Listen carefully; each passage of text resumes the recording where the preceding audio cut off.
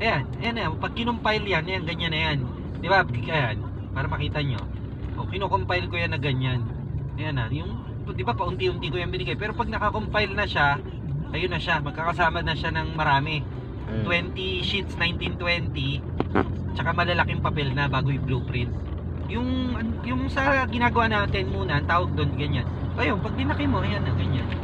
Tapos sabi blueprint na. Mahal din magpa-blueprint. 3,000. So, bawat dagdag ng set.